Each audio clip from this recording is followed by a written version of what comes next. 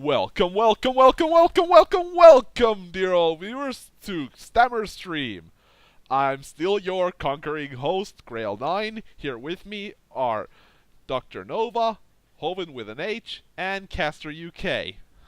Help us! Help us! Ah, damn it, is the mind control wearing off again?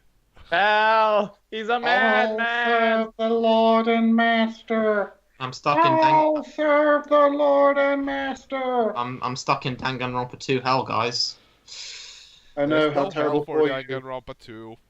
There is there is hell when all your favorite characters die. That's just Danganronpa, though. Yeah. Yeah. Anyway, how are you doing, Barnaby? I am good. I am only dying slightly with my first week at Cambridge. Nice. Pretty intense. Yeah. All right. And everyone else is dead. Yeah. Well, I might as I'm well dead ask, since that came out and I never saw it and don't really have any interest in seeing it because I just do not care. Any of you see the Death Note movie? Netflix one? Aye. I saw it. I watched the whole thing yesterday, actually, yeah. It's god-awful. Yeah. I haven't heard it, but I haven't seen it, but everything I've heard does not make me want to see it. I think the big thing is that it doesn't understand the core appeal of the show at all. Because the core appeal of the show is a battle of wits between two characters with very laid out rules, and both the main characters of the movie are dumb. So that kind of kills that. It's very rarely have I seen something that... Look, it was made by a fan, I can acknowledge that. But it's so different from the original that's almost hard to compare the two. Light in this film is nothing. Like, they are two entirely separate characters. Mia, or Misa, as she was in the original version, is a completely separate character. Oh, I've heard a better one. Debatable. No, I'm actually gonna go right against that. She is not better at all. And L is almost similar until they make him go batshit insane halfway. Oh God! Is it okay if we spoil? I haven't spoiled. Okay, look, I'd say everyone don't go spoil. batshit insane. Okay, yeah, it's And- quite embarrassing. Not to spoil anything, but to say that, like, this, like, the thesis of Death Note, the thesis of the actual manga, the idea that absolute power corrupts absolutely, and that in the end, no matter how many grand statements Light is making, no matter how many times he lies to himself, saying that he's just trying to create a better world, ultimately, Light is a horribly selfish character, and that's why he can never win. That is not in the movie at all. I had heard about this. In the movie, they try and make Light a sympathetic hero. In the movie, he's like he never does anything even remotely, like, he never, like, okay, I can't get too much into it, but they try to make Light like this squeaky clean, like, perfectly lovely, perfectly, like, vindicated. They give him a I don't fucking know if backstory. I don't know if they. I wouldn't go that far. I think he's meant to be kind of a little shit. A little bit, but the movie But- does He meant not. to be tragic villain levels, which is No. no, that's what I heard. No, listen. Light in the movie is also a terrible person, but the movie does not portray it that way. It portrays it as it, and I will not spoil it, but in the end, it portrays all the horrible things that happen in the movie as Agreed. being another character's fault, not Light's. That's Well, when I heard about this, I had a feeling that you've given America a Death Note movie. America doesn't do tragedies. It doesn't understand that you can get behind a flawed character. This is going to be very fun. Also, I going think back another very crippling thing about it. It's the last thing I'm gonna say, but just the fact that it is a 1 hour 40-minute movie means it really isn't able to, even considering that these are totally new versions of the characters, it isn't able to develop them very well. Like, I never felt like I got used to this version of L or Light. Whereas with like maybe even a 3-part special or something, you know, like one of the a mini series, I could have gotten more out of that. Yeah, I think a Netflix style series would have been the best form for this, probably. Yeah, I'm just gonna go back on one thing you said, that original state that absolute power corrupts. I just say the fuck was already corrupted. Now Jesus had the means to fulfill his wishes.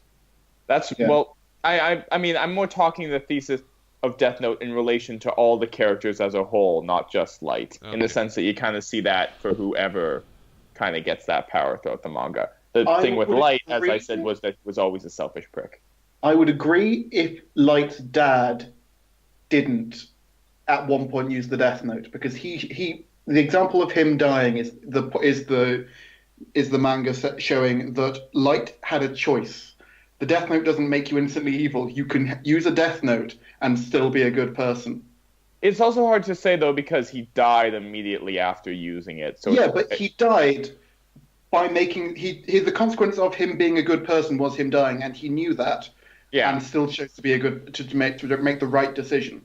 Yeah, but in the end, it's still proving that, like, hey, this thing kills people. There's no real good way to use this. We would have a Death Note. We might have okay, to have at this point, I'm just gonna cut this conversation. Yeah. We're here to talk about manga, and not you started manga. It. I just asked if you guys have seen it, and you just made it your own conversation. That was a yes, what no were you question. expecting to ask? Like, yeah. Alright, first manga, My Hero Academia, chapter 152, 152. Lumillion. So, I'll start with this. So, we start by going through all the process that went into making those bullets that destroy your quirk. And Chiaki's still throwing one to one of his other Okay, mates. we've said Chisaki instead of Chiaki, and Chiaki instead of Chisaki. Okay, Chisaki have she switched into this series? So, Chisaki... Oh, fuck it, I'll just call him Overhaul. I'm gonna murder you, Overhaul maybe. goes Probably. about that stuff. And they go like, yeah, we only have this little because we have inferior grade equipment and we're all self-taught. So to make these proper and to get the mass production going, we're gonna need more resources. That was so great. The idea that a criminal underground organization can't afford a single corrupt scientist. Well, you know how much those take? As a world conqueror, I can tell you, they don't come cheap. I just love that Overhaul's, like, research division was essentially all self-taught guys. It makes him seem like a really bad boss.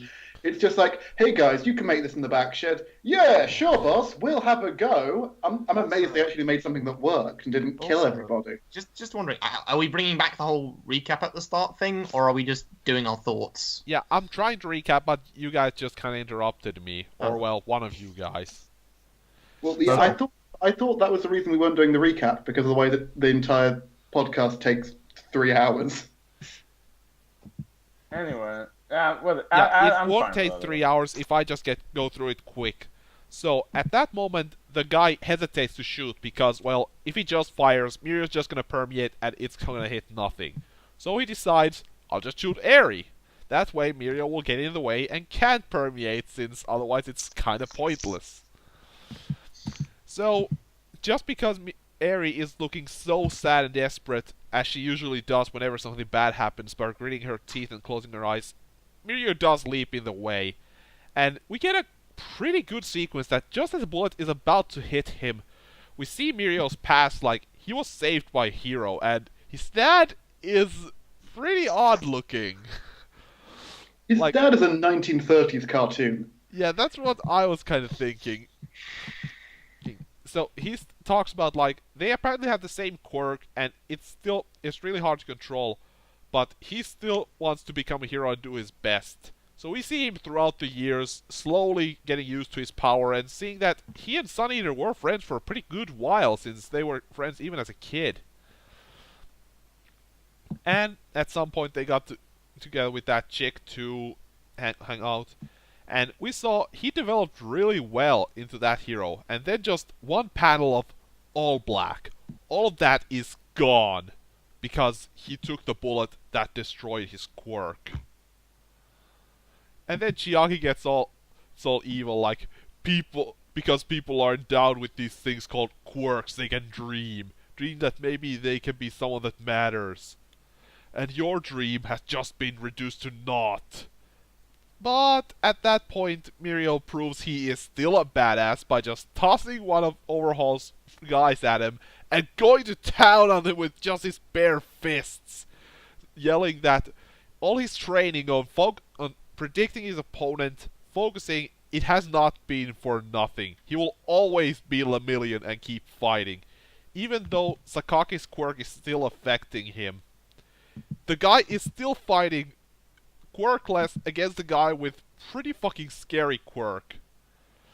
So he's just tanking the hits. Yeah. Or avoiding getting him. And it shows that 5 minutes passed since he got hit. And even with those odds, he kept fighting for those 5 minutes. But now he's kind of up shit creek without paddle, since we can see one of the earth spikes is going through his foot, and one has pierced him through the stomach. And just as Overhaul is about to get the finishing blow, Midoriya comes through the wall to the rescue in a somewhat underwhelming 2-page spread, since it's zoomed up so close. Yeah, it's a bit too close in. Yeah, there was a lot of this chapter felt a lot of it was underwhelming, and a lot of it was disappointing. Really? Do people not like this chapter? Yeah, I thought liked it was it, an awesome personally. chapter. I liked it. Yeah, I think same. This chapter has a lot of the problems I've had with this arc in that it's a lot of tell, don't show. We've essentially been told in this arc that Mirio is this amazing hero, and in his first big fight, he does well for a bit, but then gets beaten. We get this entire amazing backstory to show what he's lost the page before he loses it. And I don't believe, with what Overhaul's shown to be so far, that he would have been able to last 5 minutes in hand-to-hand combat with a guy who can tear him apart at a distance. A lot of this chapter doesn't make sense and is built on the impression that Mirio's cool and really powerful. But I haven't seen him be cool and really powerful. I've just been told he's cool and really, really powerful. I firmly disagree. We've seen... That was how Mirio was essentially introduced to us, which was taking out all of Class A. We've seen the fact that he is able to use his quirk in this very dynamic way throughout this entire fight. And in this case, say what you want about Overhaul at this point, but how he should be stronger. Throughout this entire chapter, we're seeing it. This fight has taken a tremendous toll on him. We've gotten the impression Overhaul is very powerful because of his quirk. Not so much that he has an extremely well-trained body. So the fact that these hits from Mirio are affecting him this much makes sense. The fact that Mirio, even after taking the hit, is refusing to give up. And again, it's not as though he's dodging attacks from Overhaul every here and there. We see him dodge one throughout the entire chapter and then get skewered straight up. And as for finding out the backstory in this format, this has been My Hero Academia's style for quite a while. But he doesn't get skewered straight up. There's apparently 5 minutes of cool fighting we don't see, and then he gets skewered. Well, do you want to see all that 5 minutes? And just spend chapters on that. Not to mention, we've known his backstory for a long time, built up. This is just building the impact of that one moment where it's all taken away. Yeah, you have that really kind of crowded page, and this is an example of cluttered paneling that I think is used very effectively, where you rush through all the details of his backstory, and then you just get this one very blank, dark page of him getting shot. That's a really effective. Yeah, and a good part of it takes place in silence, just showing how much he's worked and how much he's improved. I don't think I've been shown that Mirio's had a hard life. I think we've been shown a lot of the time that he's now super good, and I've been told that, oh yeah, it used to be difficult for him, but we've always seen his successes. If we had even though it wasn't well placed, if we had a flashback like Kirishima to show that at a time he was trying his best but was struggling, but instead it's always been like, oh, here's a couple of panels of him comically falling through a wall or something, and we're told it was hard for him, and now he's good. But he was just introduced in this arc. I Which feel is like my problem. This arc's had too much stuff crammed into it, and nothing's had enough time to breathe. I don't agree. I think the way that they balanced it has been very well done. I disagree, then. Yeah, not to mention, this is a mark of a badass when your strength, the thing that made you so powerful, has been taken away, and yet you don't hesitate for a second to just get right back in the fray. Okay, this one a badass, yes. Logic-defying, also yes. I bought that Mirio could fight Overhaul one-on-one because his quirk counted his power. And the moment the quirk's gone, they're still fighting on equal level again. Mirio's quirk doesn't seem to have had that much of an effect. Because I'd only call it a bit of a stretch myself. Yeah. I don't find it distracting. Yeah, I do call it a bit of a stretch, but you can also see Chisaki, well, fuck it, Overhaul's face is already pretty heavily bruised. He's been taking way more hits than Mirio in this fight.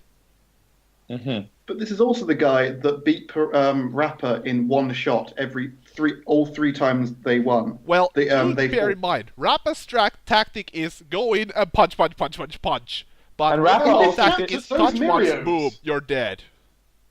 Mirio has so many other things that Rappa doesn't, though. A, he has a smaller size, so it's harder to hit him. He knows what Overhaul's quirk is. And you get the impression he's had a lot more actual experience in these kinds of fights. Not just, hey, I'm giant and I destroy things with punches, so I don't really have to worry about defense. Compared to the guy who lived in a cage fight for years? Yes. Yeah, I don't see it. I don't see it. But hey. Well, there's so many... I think comparing these two fighting styles is really difficult. I think it's like comparing, like, oh, well, you know, obviously Nami fights this way and Zoro fights this way, and obviously they should defeat the exact same opponent the exact same way. I don't think that's true at all. I think these are two very dissonant styles. Fair enough. I don't agree. I don't see it, but hey. Well, I guess we just have to agree that three of us are right and one of us is wrong. Yeah, no. I'm just happy that I'm not. Three of us just have a when different I'm opinion. not on the three. And I still have an image of Chisaki with like a blonde mop of hair and a gaming controller being like, I'm going to kill you. Maybe. Probably. And this is the first time I haven't been in the minority for one of these discussions, so I'm enjoying it. Well, since we got through that, shall we move on? Side. Or does anyone still have something to say? Nah, we can move on. All right. I like the ending. If I could jump in for one last thing, I like the ending of this pretty decently.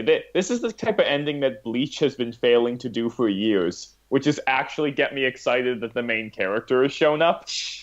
Yeah. So I like this one. So, next up, Food Wars, Shokugeki no Soma, chapter 230. Who wants to take this one? I'll take it. Okay. So, basically, the gist of it is Megumi and Shinomiya. Shinomiya is going to be her coach. At first, she's super nervous around him, but then he, like, yells some sense into her, and Aldini and Soma get ready to go over to their own training. So I got through all that pretty quickly, because I just wanted to say that I'm generally pretty high on this chapter. I liked it a lot, because I do like the setup between Megumi and Shinomiya already, based on that arc they had way back in the training camp.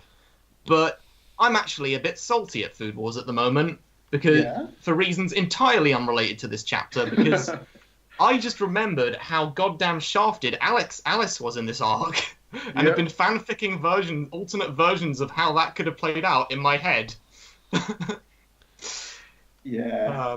Well, Kurokiba's been like that for me for a while now, so yeah. I've just accepted it.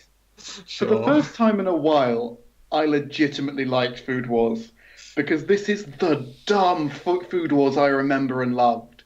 The idea that we have a situation where two personalities clash, and how are we going to get through it with a really obscure reference, a change in art style, and things randomly coming together. I love the idea that Shinomiya's idea for how am I going to do this? Super shonen gut speech that I'm not entirely sure how to do, and it's like, oh my god, this is never going to work. But it turns out Megumi's all for this shoujo manga that does the same thing. And it's always the change in art style that does it for me in Food Wars. Yeah, those eyes really do look like they're from a shoujo. Though what got a laugh out of me was also like how Megumi was just screwing everything up, like just being, I burned it, I mixed sugar and fat, I boiled it over. Yeah. This is great. This is a pairing that the second it showed up last chapter, I was like, yes, this is great. And now that we're seeing it in execution, and as I assume we're going to keep seeing it in execution throughout this match, I'm enjoying it. I'm looking forward to seeing where it goes. We then see the secret ingredients, which, yeah, totally called it. It was some kind of fruit, and it was. So it's apples, which is going to be an interesting ingredient for that. More interestingly, Soma is going to be in the Battle of Butter, and which I mean, isn't he fighting the sushi guy? Yeah. I just keep thinking of like that episode of Family Guy where the secret ingredient's butter, so he just like makes statues out of it. And then Aldini is going up against beef. I would so love if Takumi and the patisserie girl had gotten beef. It would. Well, I mean, Megumi would have advantage since she could still use vegetables in a beef dish, but good luck making some confectionaries out of beef. Yeah. Also, this round is one where I'd say almost every matchup is in the air. I mean, we're pretty sure Soma's gonna win, but Megumi could still lose this even despite all of that build-up, and Aldini, yeah, that's one that's totally up in the air. I hope Megumi doesn't lose. I really, really like Megumi, and the reason that probably my favorite match in the entire series is Kurokiba versus Megumi, A, because I love Kurokiba, and A, because I think it was a very interesting point for Megumi in the sense that she didn't win, but she showed her potential, and for the first time, she was showing that she does actually have really amazing skills as a chef. Got stands. Yeah. I don't want that same revelation now. I don't want that same thing of like, well, she lost to Momo, but she's got some pretty sick potential here. Like Chris and Nick made a similar point on Weekly Manga Recap, and I agree with it wholeheartedly. I don't really think that at this point we can keep having the same revelation about Megumi. It's like, yeah, but next time she'll get it. Yeah. It needs to have another step, or it needs to have a swerve so the ending is not the same, because at this point if she loses it's looking like to be exactly the same story. So here's my theory. I'm going to assume, and I'm not quite sure which one. My initial guess may be Soma's or Megumi's. I'm going to assume one of these matches is going to be a tie. Like, that's what I'm going to assume. I could see that with Soma or Aldini's, actually, because... Aldini is fucked. That would be good, actually. Because is Aldini fucked? No, that would give what's the name of the Aizan. That would give him a comeback, which I feel like he's due in for. Yeah, narratively, it's the one to lose and make everything the most interesting without taking stuff off the table would be to have Takumi lose. The problem is that he's one of the most popular characters in the popularity poll. I mean, I just wonder if he's literally. The thing is, I wonder if he's literally just been brought in so that he can job and just like be in this arc prominently for a little bit. That would make a lot of sense. Yeah, there is a chance of that. I mean, again, I will reiterate my point on Takumi, which is I agree he's not very interesting, but that theoretically can be fixed, and if it can, please do. Make him more interesting. And I've said this before. I loved Aldini when he first showed up. I thought he was really funny. Yeah, I thought he was this interesting way to kind of add an antagonist that wasn't like a villain into the series. And just the part where he just goes, "I will see you again." So, and then just on the coach, and just like, "Nice to see you again." Yeah, right next to one another. And he was a amusing rival who's trying to be cool. And he was amusing then. I just think that by the byproduct of much more dynamic rivals showing up since then, and also the fact that he hasn't really been able to do anything of importance in a really long time, he has faded to the wayside a little bit. So I'm hoping that this match is kind of his moment to put himself forward again. But I mean, ultimately, I'm still just. I like Aldini, but I'm still just so sad that like we're never gonna get like a Kurokiba Shokugeki against one of these council members. I'm still butthurt about that. Yeah. And that truth is that in this round, one of them is gonna have to lose, or Central's gonna be losing a lot of like pull again. Oh, I mean, I could launch off on my fanfic pitch about how Alice could be way more important to this arc, but you know. Oh, she should be. She definitely should be. Okay, she should be the emotional center of America. What the hell? Of Erena's whole arc. Like that. Yeah, sure, like the general friendship Polaris stuff is all fine, but that should be like sidelined. Like both of them should be. Like Alice makes so much sense. At least for the character development of hey, this is the person's literal cousin who has an actual personal vendetta against Azami. Why isn't this person here? The idea for what I could have worked is because she had a match where she got knocked out. Like, you can still have her get knocked out. That's fine against whatever Council of 10 member she was going up against. But maybe like before that match, Erina confronts her and is like, "I'm gonna join Azami's side," and it seems absolutely certain. Okay, she's definitely going. We get a little more convinced that that's the case. Then, like, the match happens. Azami is like sitting in the audience. Like, Alice can see him, and like, even though she doesn't manage to win the match, like, she just puts in, you know, it's the typical. She puts in so much, you know, heart and effort, and really puts herself on the line to, you know, to try and impress Erina, that is kind of what starts to shift her. Who would you switch her out for? What do you mean switch her out? With the rebel team we've got, who would you replace with Alice? Oh, I'm not. Subaru.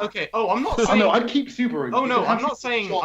Here's the thing. I'm not saying we switch her out. Like, I'm saying we have her play the same.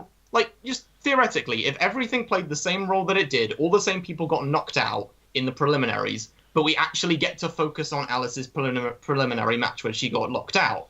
Because that's the part before when Erina, you know, had her big announcement to Azami of, "I'm not joining your side." So that could be the catalyst. I'd agree. That would be cool. Wow. So personally, I'd trade her out for Cougar, because you could... it was really a waste of his arc in this thing. I disagree heavily. Yeah, I liked Kuga's story in this one. Yeah, I'd have kept Mimisaka back, essentially to have him have a decent fight and be beaten properly against Tsukasa, where he goes up against him and is like, "You can't one-up me. To beat my dish, you've got to start from scratch and build a better dish." I actually liked Mimisaka's match against Rindo. I'm just sad we didn't see the end of it. I think if we had seen the end of that match, I think it would have been perfectly fine. I'm talking about the wrong guy, aren't I? Who's copy guy? Subaru. I think his name is Subaru Mimisaka, right? Yeah. Yeah, Megashima. Yeah, that's the... Yeah. Megashima went up against Rindo. Yeah. In the still unknown results of that match. We don't know what in the still unknowns of, like, whatever the fuck you made with alligator and spices, it kicked the ass of my ramen, I guess. Like, this isn't even about me going on about, I like Rindo so much. No, this is literally just from a story point of view of this is one of the top characters beating up another well-established character. I want to know the mechanics of how that worked. But anyway, in the actual in the actual chapter we're reviewing this week, I'll say that I like the chapter quite a bit. I'm looking forward to see where things go with Megami. I'm really hoping she wins this. And I think that these are interesting ingredients. I'm not going to go into, like, my food geek thing too much. But, like, knowing the styles of the chefs and knowing, like, the ingredients, I can already think of, like, 5 dishes from, like, okay, they're probably going to do that. They're probably going to do that. They're probably going to do that. And I'm looking forward to seeing which one it actually ends up being. Yeah, I would say I wasn't that big a fan of this chapter because I like the concept, but I think it wasted too much time with unnecessary things and just pushed the thing that I wanted to see into just a few pages.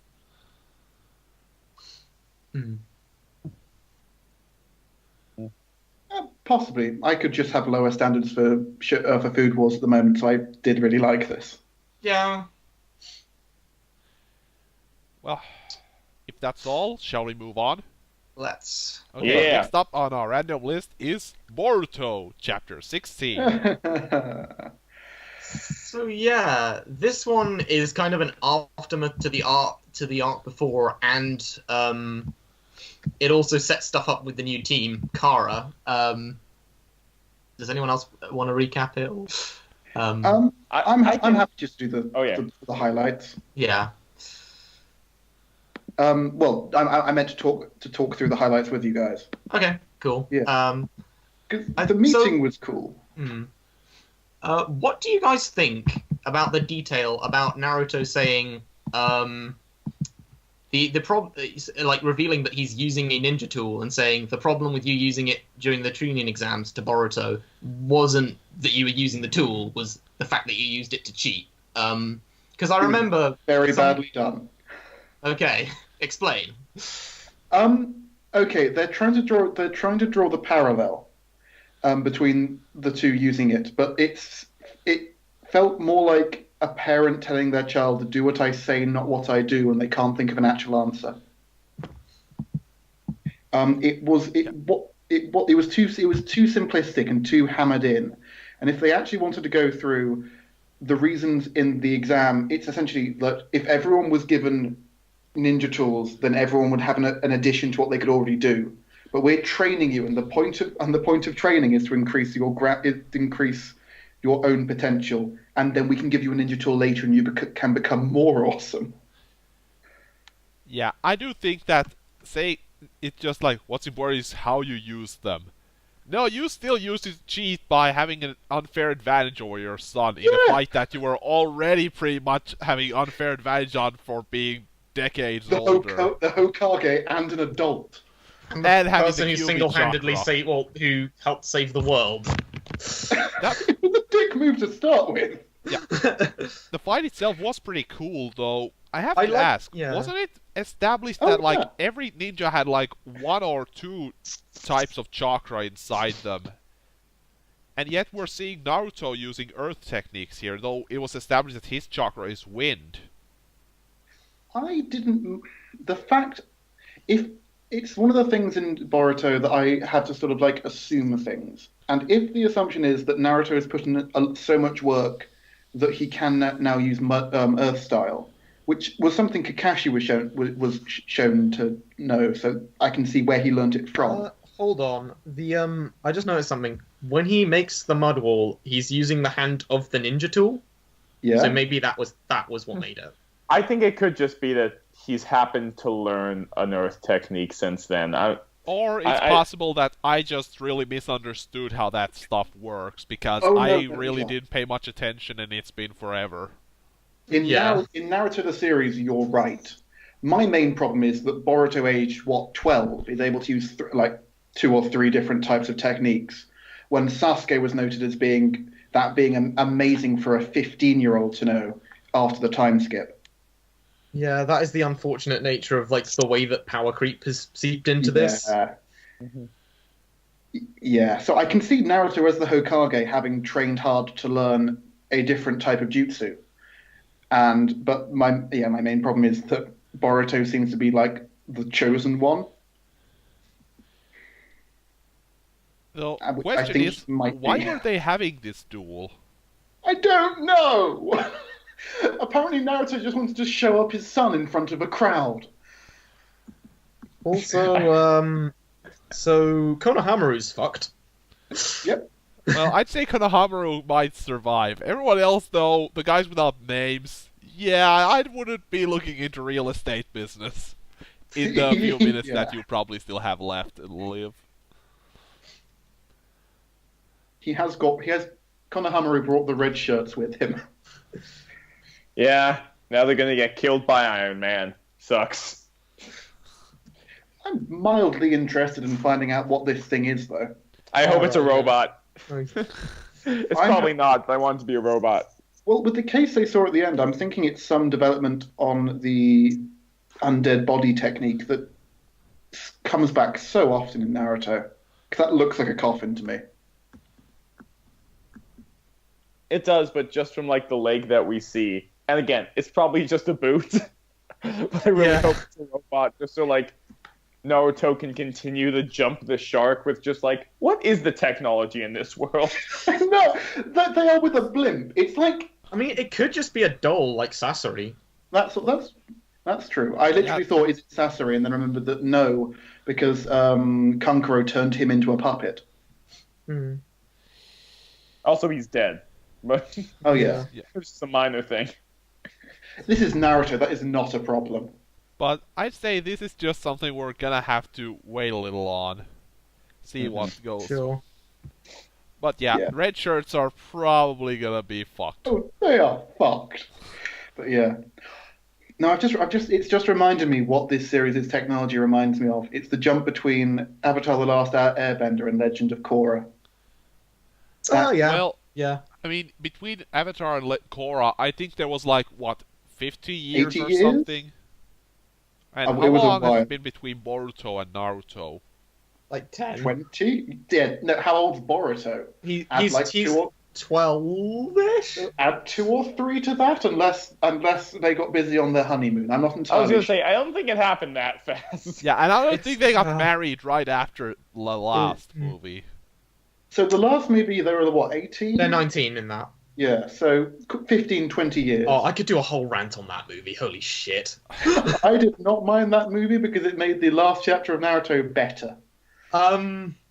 And told a completely incoherent story that didn't match with the setting of Naruto in the process, but okay. Well, I don't give a shit about that. I gave up on Naruto making sense a long time And ago. just Okay. took out the little girl's eyes for no reason. Oh, that was pretty hardcore. It was so dumb. Why were they fighting on the moon at the end? It's And Because not you've Gurren, got to fight on the moon. it's not Gurren Anyway. Lagann, for crying out loud. Anyway, yeah, So, chapter was okay, I guess. it was, yeah, okay-ish, mediocre, maybe, I don't know. Wasn't really It's good anything for that left an Boruto. impression on me. Yeah. Alright. What's up next? Well, next up, we have Black Clover. I'm gonna go 124. get a drink. Well, I'll just quickly recap it in that case. Everyone's just like giving up. But I still demand that I get to do Dr. Stone. That's fine. Okay, Well, so we start with Mimosa taking on that one Blue Rose Knights member whose name I haven't bothered to learn. So she fires Solar Beam at her Mud Golem, but then her mud just surrounds her entirely. So Mimosa, I mean. So she says, "I'm not fond of hurting women, so you just stay there in that mud, unmoving." So then the Blue Rose Knight member just goes looking for the curse, was it? I think so. Yeah. But Zerx, Lugner, and Asta are over his hole, and Zerx is just tearing into him like, "You suck! I mean, come on! You're supposed to be royalty, and yet you go down so easily. Fucking hell, you suck!" He then So- fucks off for some reason. I'm not entirely sure where he went in this chapter. Well, either way, he decides like, okay, I'll make a few magic circles, minor traps, make it a little harder to reach him, and just to be sure, I'm gonna burn him alive. But then in comes Magna, who seemingly uses fire magic on his feet to move a lot faster. And he reaches their crystal and goes right in with a baseball throw. But of course, Asa has seen this stuff before. I mean, one of the first chapters, he did block it by just using a flat-edge blade. Except this time, it somehow goes through his sword. I'm guessing this might reference some kind of baseball serve, which is called a vanishing shot, but I don't know how exactly that works, so I don't know. It's I don't much play more simple.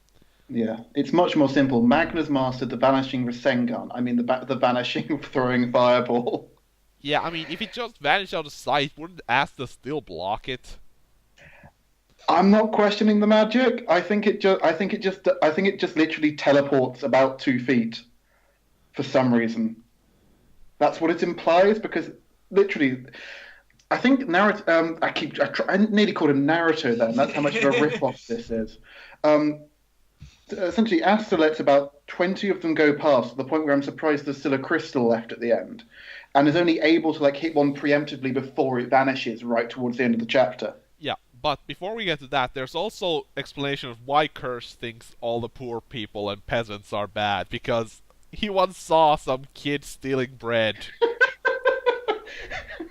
who was clearly like an orphan, judging by their clothing. He's apparently Javert. No, I think we had Zaware in Promised Neverland, which, by the Yeah. way, I didn't enter in randomizer. Well, we'll just do that before the last spot. But, either way, that's kind of a weak motivation. But then the Blue Rose Knight member slaps him awake, literally. Having apparently... Well, I mean, she has earth magic, so I guess digging him out isn't too difficult.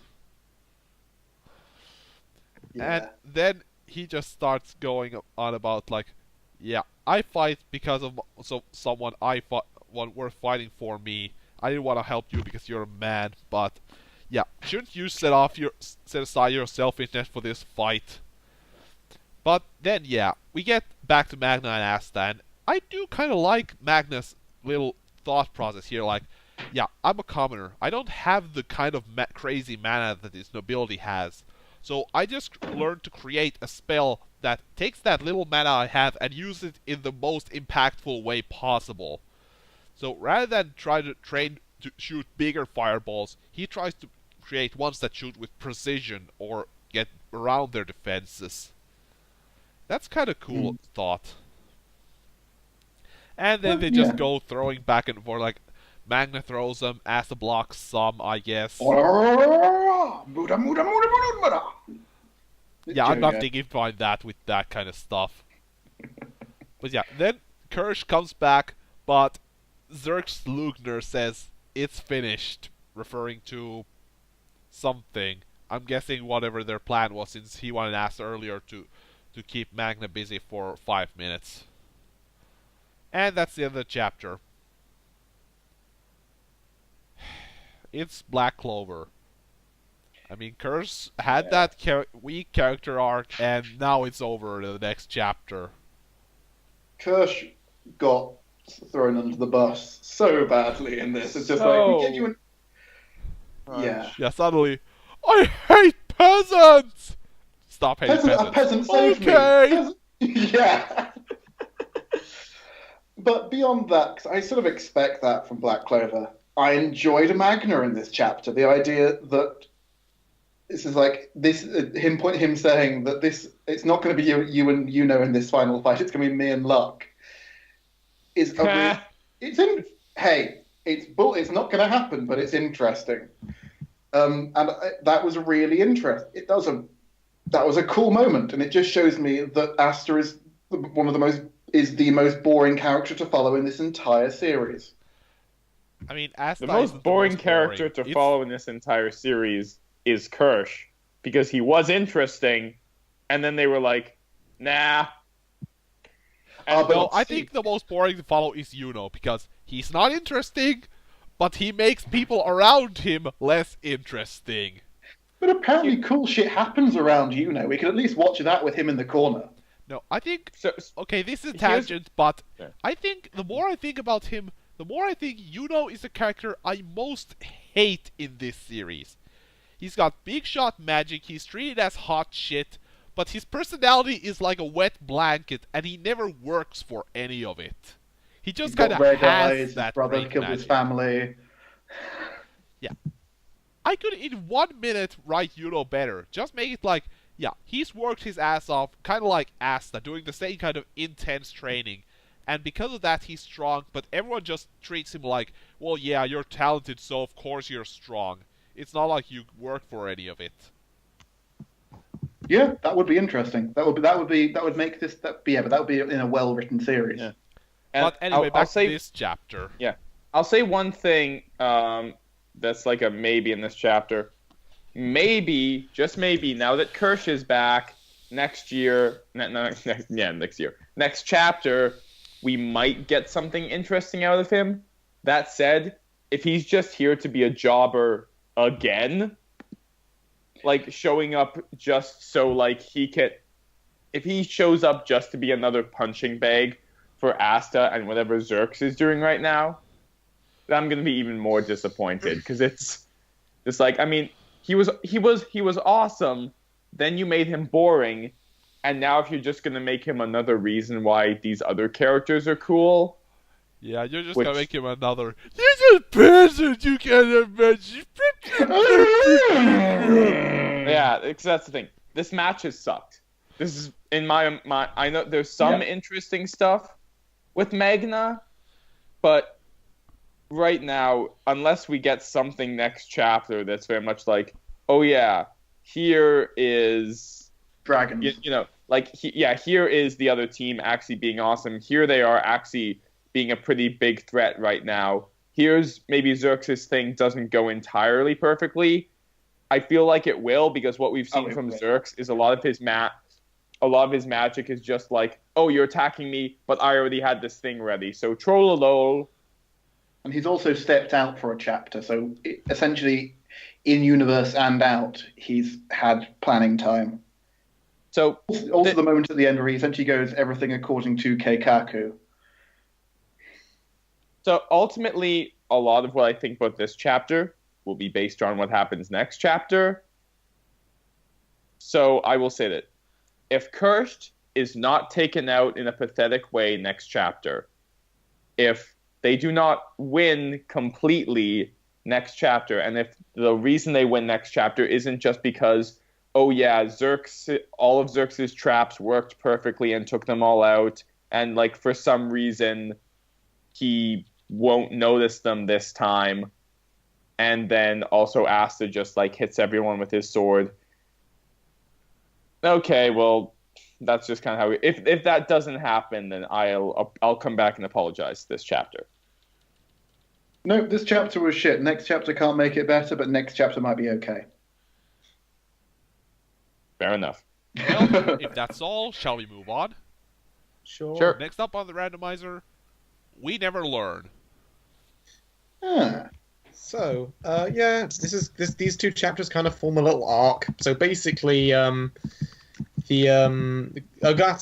is trying to learn about kissing and decides to go and take Yuiga to see a movie with her that is a romance, because apparently, according to online, it has the best kissing in it. So it's quite funny how she's just looking at people kissing in such an analytical and kind of logical point of view. And they get a lot of good gags out of that. And then at the end of the first chapter, she runs up to him on the stairs and basically does a surprise kiss. And then just runs off. And we're not sure, is that like her like revealing that she has feelings? And then, of course, the second chapter does what a harem manga would and kind of backtracks on that and oh, no, not really. She was just testing it out, but she's still kind of confused about the way that she feels about him. So there is progress, but not really. And Is someone using a mouse or something in the background? I'm hearing some like. I'm background hearing it as well. Yeah. that might be me. Sorry, hold on.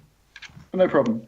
So So good. Yeah, no, I was just clicking through the chapter. Okay. But anyway, I will say this was fine. And I did like the first chapter with all of like just Ogata's very sort of computerized understanding of how kissing works. Like that was very funny, particularly the gag of when they go and see the romance movie, and Yuigi's very moved and just turns to her and she just goes, "I don't understand. Why? I mean." I have no I connection to these people. Yeah, I don't know these two. Yeah. Yeah. So Me and Nova talked at this at length, much to Greil's annoyance last week. So, how do you feel about this second part of this, Nova? So last chapter was interesting in the sense that it was mixing very harem-y elements with some kind of more original and a bit more analytical viewpoints from it.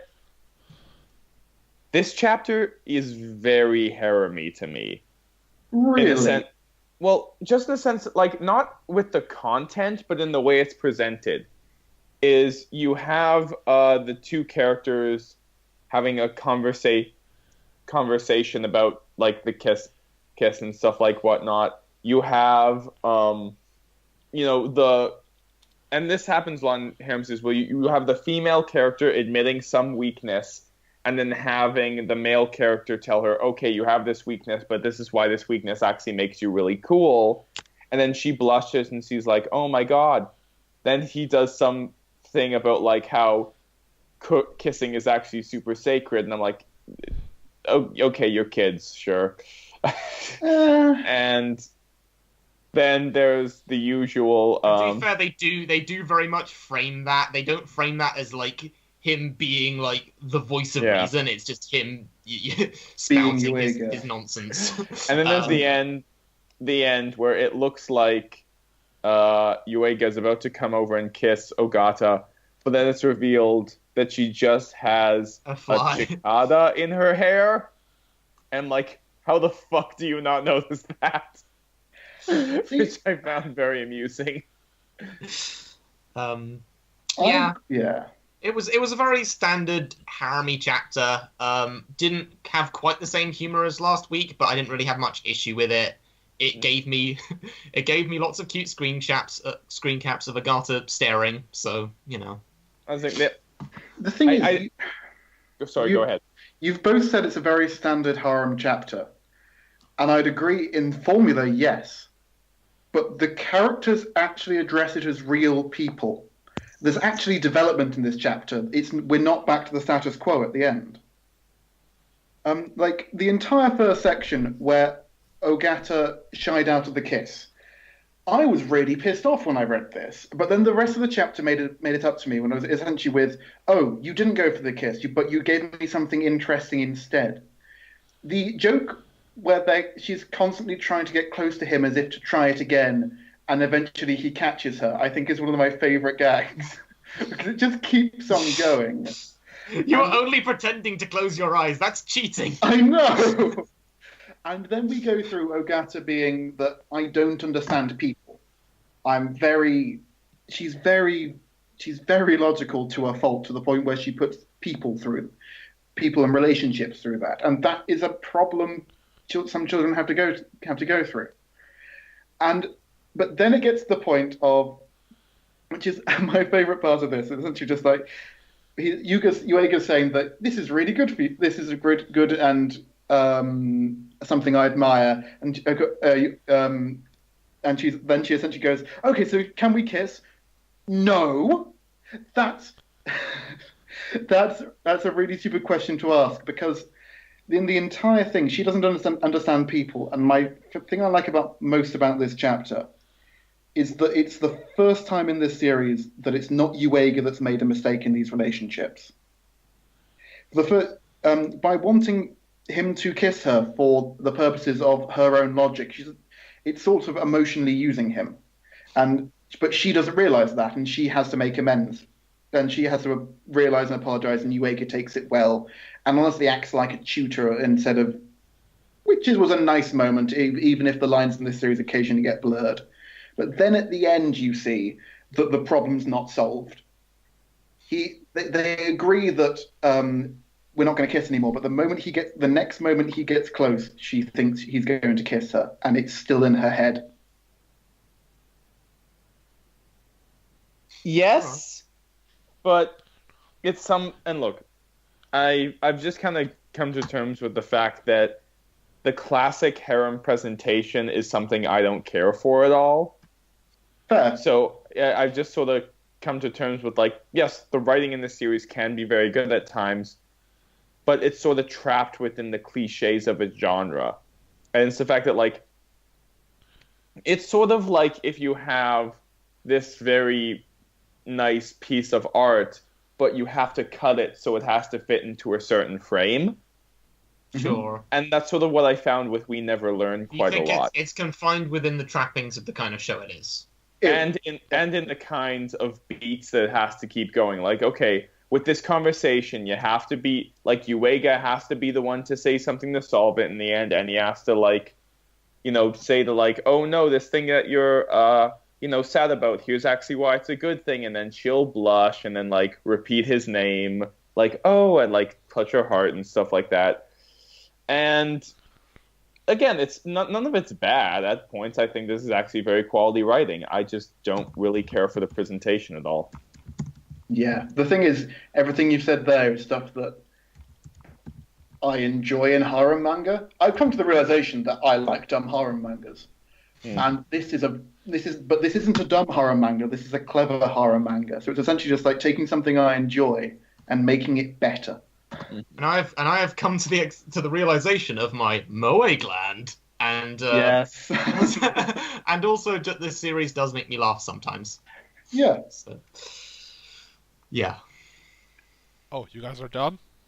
Yeah. Yeah. No, we need to talk about the second chapter. Sorry, Greil. Oh, there's we'll a be second back one. in a minute. Okay, yeah, I'm No, just gonna tune joking. off again. What? There isn't another chapter. No, I was joking. Sorry. Okay. Okay. Um, Well, so in that case, shall we move on? yeah. Next up is The Promised Neverland, chapter 54. Subtitled "The Guy is Fucking Crazy." Well, So yeah, basically he's hallucinating his dead friends.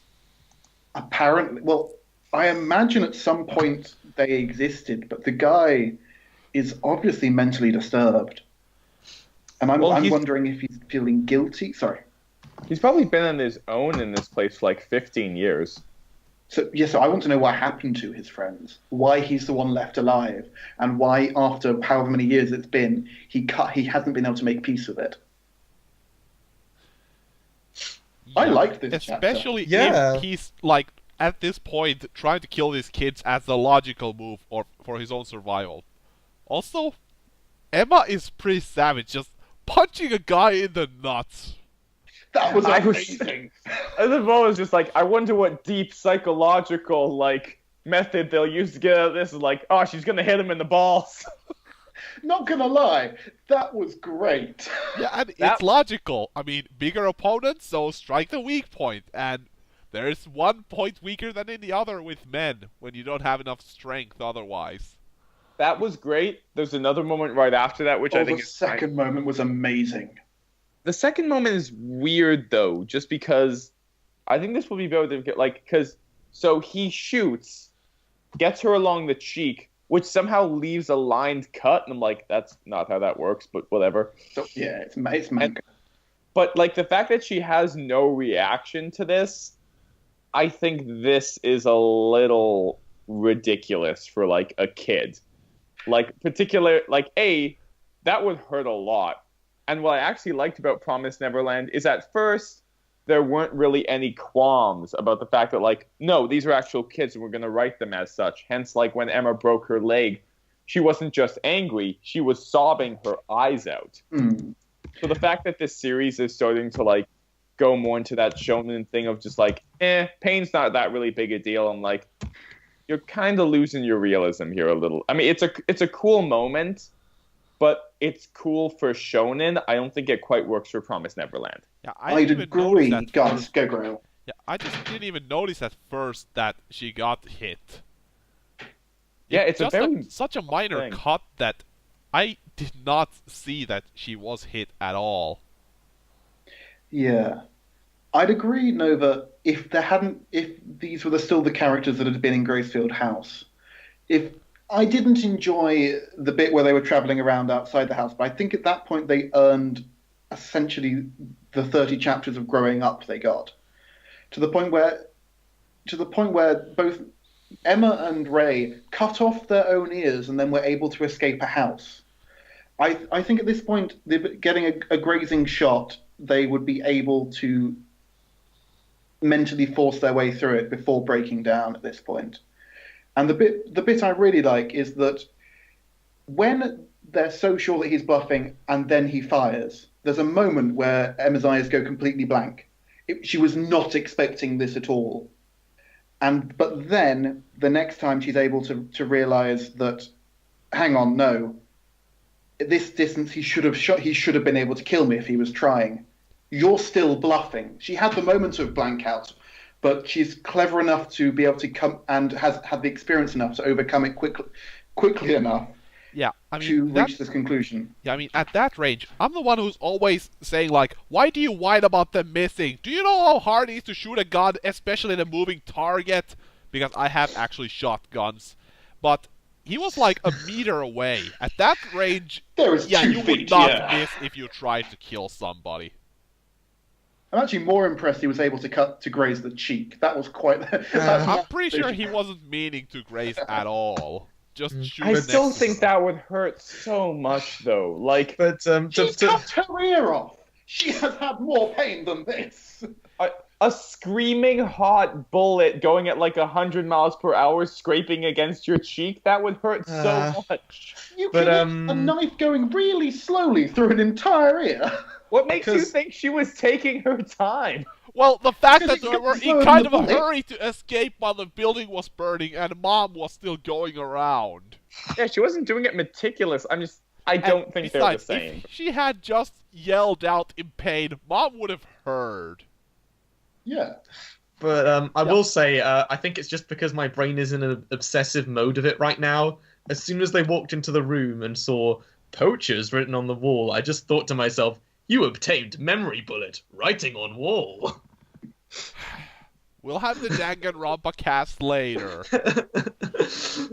Ah. Seriously, we This will is- probably. But Also, it's one of those, like, I get that it's a classic narrative thing, but I always love the moments, like, in any piece of fiction where it's like, I'm just gonna write our enemies on the wall, which seems like, what mind state are you in? Not a well, good I mean, one. I think we've anyone who was in established that this. room was not in any correct state of mind, since there's just help, help, help, help, help, help written at the bottom, and those names are probably not any enemies, since among them is Lucas, someone he Yeah. talked to earlier Yeah. while going crazy. No, I think just they're know- the kids I that just- died.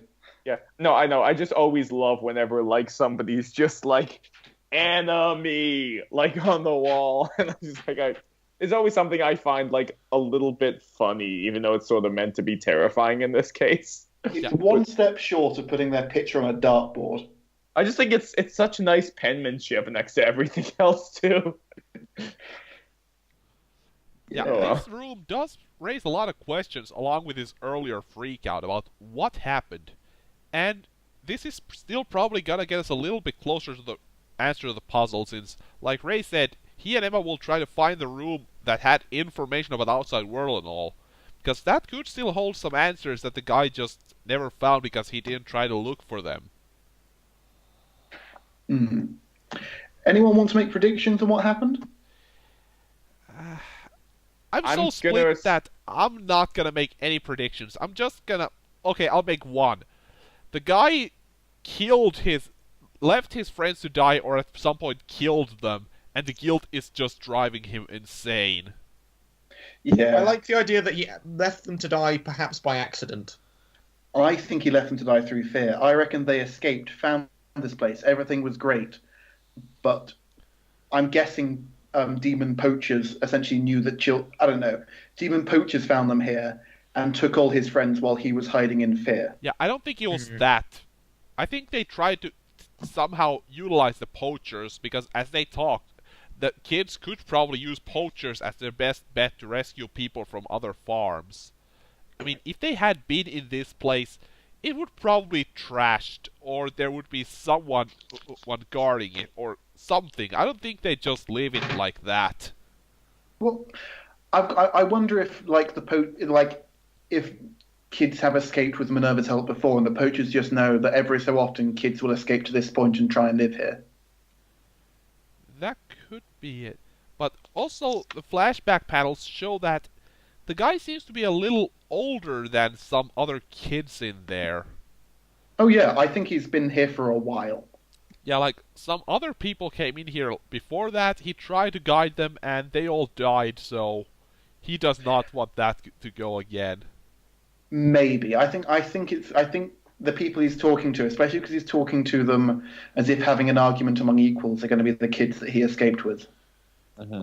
Well, time will tell. This was a really interesting chapter, anyway. Yeah, I'm back into Promised Neverland now. I like the psychological stuff is the bit I enjoy. Yeah, it sets up an interesting mystery as well. Even if the bullet grazing you is bothering Nova a lot. I can suspend my disbelief. But I would suspend my disbelief if Promised Neverland hadn't taught me not to. But I was the guy who was fine with the room blowing up and them getting Ray out in time, so... Yeah, and them cutting their ear off despite being 5 years. But grazing shot that doesn't make them scream pain, yeah, total immersion break. Yeah. I'm gonna head out right now because I gotta leave for a bit. I'll say I liked Dr. Stone this week, and I thought it was pretty good. We'll go through it a little more thoroughly right now. Because, well, last one up, Dr. Stone, chapter 26. See you later. Have a good one, y'all. Yep, okay. So, chapter 26, Z equals 26, A Shallow Alliance. Where we basically first see that the mentalist guy, what was his name? Yeah, Asagiri Gen. Yeah, right. Gen is woken from stone by Tsukasa, who just tells him, like, okay, year is 5,700 or something, you're still 19. And Gen actually... And you're naked. Yeah. Gen actually recognizes him because they were apparently in some TV special together, which makes sense. Both are kind of celebrities, so they might have met out something like that. Not that they know each other too well, but they know of one another. And then we see Tsukasa having gathered a ton of statues of strong people that he means to revive first. Which I'm gonna call bullshit on, because earlier he said he was going to destroy the world of adults and give it back to kids, but among these, some are clearly adults. You're not gonna make me buy that some of these guys are kids. I mean, few of them I can believe they're younger, but like the one in the middle looks like. I mean, the one in the middle is balding. Yeah, he's not a kid. 50s or something at the very least. Yeah. Also, every woman there is not a kid. Well, I mean, Yes. you do need some women who are of age if you want to continue the human species. So. You could get a load of kids together and let them grow up naturally. I'm not saying that you need to. Yeah, I think there's some unfortunate pedophilia implications, even if no direct anything. So I'm gonna let that pass. But either it's kind of bullshit for the original plan. It's kind of hypocrisy, or there's something we're not really knowing right now. Like either Tsukasa thinks, okay, all bets are off, Senku's too dangerous, or yeah, I was just bullshitting you. I'm kind of a hypocrite. I just want to rule. Yeah, because he's made himself an army. Yeah. But either way, he has figured like Gen would be his best bet to finding Senku and figuring out where he is. And then informing him of like, okay, he's here, go kill him. So then we got the conversation, so Suika learns about how Tsukasa works. And then Chrome yells out again like, were you listening? You saw it too, right? The science and electricity light was amazing. But Gen's like, I don't care. I just look after me, myself, and I. But then he goes out to look over the electricity generator, but is then attacked by mysterious figure who, I mean, we all know it's Magma, right? I'm thinking so. I mean, see, that build, that sliver of hair in front of him, it's obviously Magma. I know that right away. It's Silhouette, but just look back and you will see there is no one else like that. I think they're trying to imply it might be Tsukasa or one of his people, but it's definitely Magma. Mm-hmm. Also, he's got a spear caddy with him, so 2 people went out tonight. And I would say, like, if it was one of Tsukasa's men, they would kill Senku, not Gen. Yeah. It's Magma. It's a bit of misdirection, but yeah. But yeah, it's pretty brutal. Like, he just goes to town on Gen, who clearly isn't a fighter, and then just spears him right in the chest. And just look at his face at that point. That's fucking brutal. At that point, I thought at that point that Gen was dead. Oh, anime spoilers for this chapter. Gen is not dead. Anime spoilers for the next 2 pages.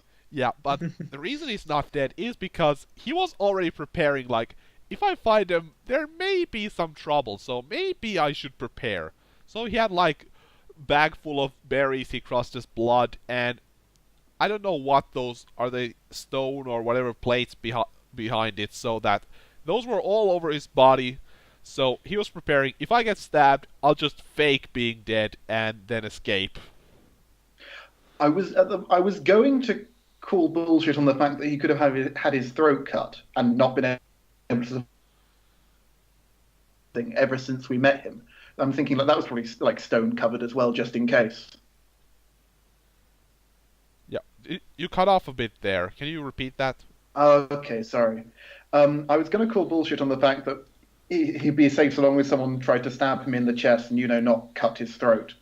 But he's had that high collar thing on ever since we've met him. So I imagine that was also stuffed with bone, with blood. Some protection. And, yeah.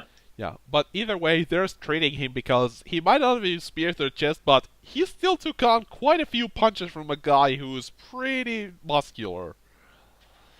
And they talk about, like, okay, hey, there's no idea when he'll walk again, and we still need him to go back to Tsukasa, or he might just come back and check himself.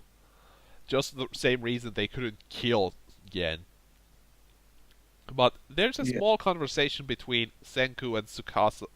No, Senku and Gen, but we don't see it yet. But he leaves. He goes back to Tsukasa's as Senku estimated. And there he tells him like, okay, I found this village. I got a little hurt by them.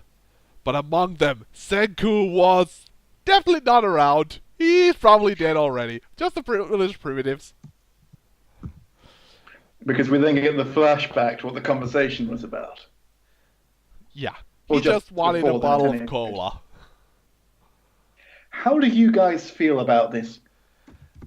I think it works because this guy, he just seeks his own pleasures in this world where those don't really exist anymore. Because, well, no electricity, no good food, maybe a harem of girls if he managed to convince Tsukasa. So, just that kind of small thing that we take for granted, but he could actually make in this stone world, could turn some flighty guy like him. And if he can't make it, he can still turn over to Tsukasa's side. He makes Pepsi instead. Well, I mean, he did say Coca-Cola. Sides, Is Pepsi still a cola drink? Oh, it is. Oh yeah. I'm just making jokes. But no, I really like this because culture shock is a serious problem, and anyone transported to this time should have to overcome a lot of it. So I like the idea that behind all of this, it's just I miss the past. If I could just have I would do anything for something that would just bring me the comforts I used to have. If I could just have a bottle of cola. Yeah, especially enjoying that with his ramen. That would probably just give him a little bit of the world that he used to know. Yeah, because can you? I was I put it down to narrative and shonen that Taiju and Senku and Yuzuriha were all able to very quick. Well, Yuzuriha essentially got woken up in the middle of a guy is trying to kill us. Let's move quickly. Yeah, But at the least, other two were able. yeah, well, at least with Um, those two, they showed like they were working off screen for like half a year to year before they Yeah. ever woke anyone, so they had time to adapt. But yeah, the problem of everything you knew is dead. Everyone you loved is stone. Everything you knew is gone. Everything you thought you could hope or achieve, all of your dreams, all your ambitions are lost to you. Welcome to the stone world.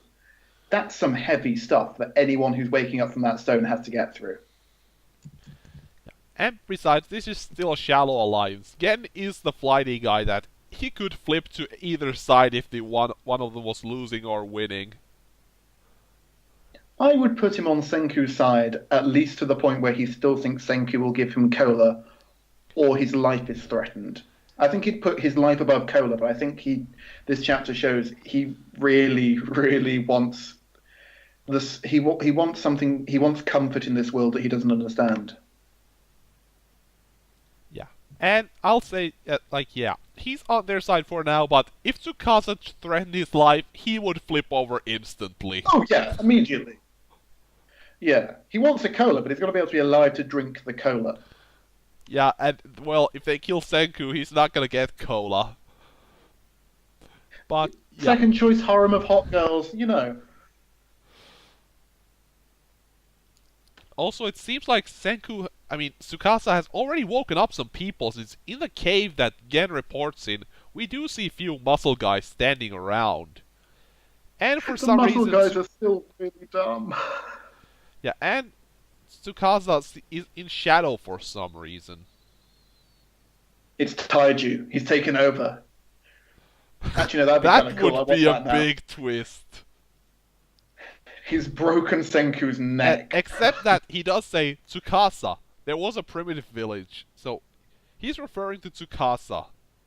Yeah, okay, Taiju's wearing Tsukasa's skin now and has gone Oh insane. god, that would be dark! He just... I think Tsukasa killed Yuzuriha, so Taiju just snapped, skinned him alive, and took his skin to wear. And told everyone to going call proper him Tsukasa Macbeth. because, I don't know, he's crazy. We're going proper Macbeth. Yuzuriha made Taiju do it. Okay. Yeah, That- it's yeah, a but little before we go shallow, too but far in the then theory. again, so is Gen, so I kinda like this chapter. And now we get Oh, it some was more great. opposition, other than Tsukasa. Because there is someone who is for some reason attacking members of Senku's group. I do feel And- like there is a subplot of people in the village not trusting Taiju that's kind of been left to the wayside a little, and this could be it resurfacing. Yeah, I mean... Because you remember with Definitely. Kohaku's dad, like he was really untrustworthy of all these new people in the village. So, yeah. If anything, I think this is the outcome of it, of the flaw of both the dad and of Senku, because Senku's just sort of assumed he's got everything under control and nothing can go wrong. But every time we've seen the village reaction, there's this increasingly large group of people saying, "What the hell is this sorcerer doing? Should we do something?" Yeah, And so now far... we've got a murderer going around. Yeah, and so far they probably just stay out of the way because he's been outside the village doing stuff and hasn't really bothered them. But I do we've think also the seen that lightning Max is not part under might rule. have pushed him over the edge a little because he went around and took a plank from their bridge. And we saw Magma go essentially, oh, they're attacking us, that means I can kill them. But I think it's going to be that he wasn't ordered to do it. I think it's going to be the fact that he's essentially he's overstepping Yeah, he's acting the on his bounds own. of the group. Yeah, which honestly might be the way to bring the two parties together. Because it'll be like the question within the village was going to be, oh, this is terrible, we'd never do that. But weren't we creeping slowly towards this conclusion? And then Senku's... I'm trying to figure out who's going to get stabbed. It's probably going to be Chrome. Well, maybe from now on Senku starts wearing those stab-proof things. Like, That would be quite cool. Yeah. yeah, like he Like figures... Senku... Yeah. He just figures like, okay, we're in danger of being stabbed. I can't fight for shit, so I'll take a picture of the book of the guy who did get stabbed. Yeah. That would be kind of cool if one of them did that, like seeing a trick and using it for themselves. Hmm. Was there anything else we wanted to talk about this week? I think I'm good. Yeah, there were no more chapters that I do read or any of us do read. I mean, But yeah, I read One Punch Man, but not a lot happened in that. It's always pretty much one thing happens per week with that in the weeks that it is in. So yeah, it's such an erratic release schedule that it's kind of hard to talk about. Especially since even Yeah. the chapter lengths tend to vary quite a lot. this one was actually quite substantial, but we haven't talked about it before, so it'd be weird to just randomly bring it up now. So yeah. I also haven't read it because I always wait until a load around and then marathon a section because Good One Punch plan. Man is great, but nothing happens in a chapter. The chapter can be 50 pages and nothing happens. Hmm. Well, in that case, I do believe we are done with the stream for the time being. Thank you all Alright. for listening. I am your host, now that I've conquered this podcast, Greil9. You can follow me on Twitter at nuclearandroid. Well, not .com, just at nuclearandroid. I am Hoven with an H. You can follow me at Hoven with an H for waifus, Cabal hijinks, and now retweets of the Gundam Tanaka quote spot. And I'm Castle UK. I've tried this week to become invisible on the internet. So, nothing unusual for you then. Yeah. No, nothing unusual at all. It was not that hard. Well, in that case, until next week, all glory to the Greil9 Empire, conquering one podcast at a time. All hail.